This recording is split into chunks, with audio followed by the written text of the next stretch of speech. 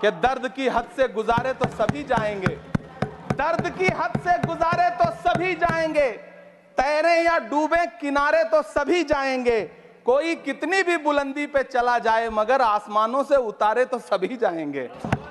छात्र नौकरी मांगने पर लाठियां खा रहे हैं, 2 जून की रोटी मुहाल है, पेपर लीक ने लाखों छात्रों का भविष्य चौपट कर दिया है और देश को बताया जा रहा है कि अमृतकाल आया है। लेकिन इन सरकारों ने क्या किया है, मोदी जी ने क्या किया है कि राजनीतिक दलों को तोड़ा और तोड़ करके चुनाव लड़े और चुनाव लड़ने के बाद भी आशातीत सफलता प्राप्त नहीं हुई है कि देश के लिए ओलंपिक लाने वाली बेटियां जो इसी जंतर मंतर पर घसीटी गई, उनसे पूछूं कि अमृतकाल आया है कि नहीं आया है। कभी कभी मेरा मन करता है कि रात के 2 बजे बिना परिवार की मर्जी के हाथरस में जलाई गई उस दलित बिटिया जो बलात्कृत थी, उसको स्वर्ग में संदेशा भेजूं और उससे पूछूं कि आया हुआ अमृतकाल तुम्हें दिख रहा है या नहीं दिख रहा है। कांग्रेस मुक्त भारत का नारा लगाने वाले प्रधानमंत्री जी अपनी पथराई आंखों से किंग कर्तव्य विमूढ़ होकर समीक्षा में लगे हुए हैं कि आखिर कसर कहां रह गई। सभापति महोदय, सारे प्रहसन किए गए, भाषाई मर्यादा को तार तार किया गया, एक पूरी कौम को घुसपैठिया पुकारा गया, मछली मंगल सूत्र भैंस से होते हुए मुजरा जैसे शब्दों से भाषणों को सजाया गया, चुने हुए मुख्यमंत्रियों को जेल भेजा गया, महाराष्ट्र में राजनीतिक दलों को तोड़ा गया, उनके सिंबल छीने गए, चाहे वो शिवसेना हो चाहे वो एनसीपी हो, विपक्ष के सबसे बड़े दल के बैंक अकाउंट को फ्रीज किया गया।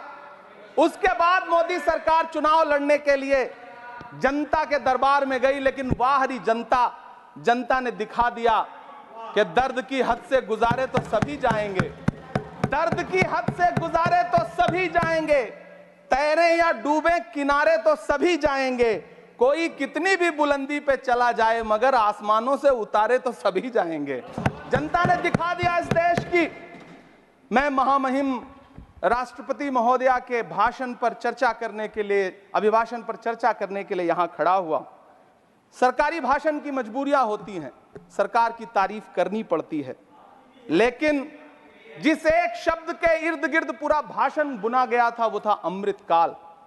सभापति महोदय, छात्र नौकरी मांगने पर लाठियां खा रहे हैं, 2 जून की रोटी मुहाल है, पेपर लीक ने लाखों छात्रों का भविष्य चौपट कर दिया है और देश को बताया जा रहा है कि अमृतकाल आया है। कभी कभी मेरा मन करता है कि मणिपुर में निर्वस्त्र करके घुमाई गई बेटियों से पूछूं कि अमृतकाल आया है या नहीं आया है।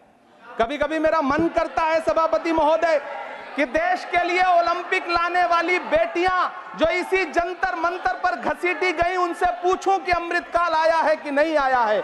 कभी कभी मेरा मन करता है कि रात के 2 बजे बिना परिवार की मर्जी के हाथरस में जलाई गई उस दलित बिटिया जो बलात्कृत थी, उसको स्वर्ग में संदेशा भेजूं और उससे पूछूं कि आया हुआ अमृतकाल तुम्हें दिख रहा है या नहीं दिख रहा है। कभी कभी मन करता है कि मैं बिल्किस बानो से पूछूं कि देश में आया हुआ अमृतकाल तुम्हें नजर आ रहा है या नहीं आ रहा है। सभापति महोदय, कभी कभी मन करता है कि भीड़ के जरिए लिंच करके मारे गए पहलू खान की 85 साल की दोनों आंखों की अंधी मां से पूछूं कि देश में आया अमृतकाल तुम्हें दिख रहा है या नहीं दिख रहा है। कभी कभी मन करता है कि ईद के कपड़े खरीद कर लौट रहे 17 साल के हाफिज जुनैद से पूछूं, जिसे बल्लभगढ़ में ट्रेन में लिंच करके मार दिया गया, कि अमृतकाल आया है या नहीं आया है। कभी कभी मन करता है नजीब की मां से पूछूं, कभी कभी मन करता है कि तबरेज अंसारी की विधवा से पूछूं, कभी कभी मन करता है कि सहारनपुर के उन 3 बच्चों से पूछूं जिन्हें छत्तीसगढ़ में लिंच करके मार दिया गया।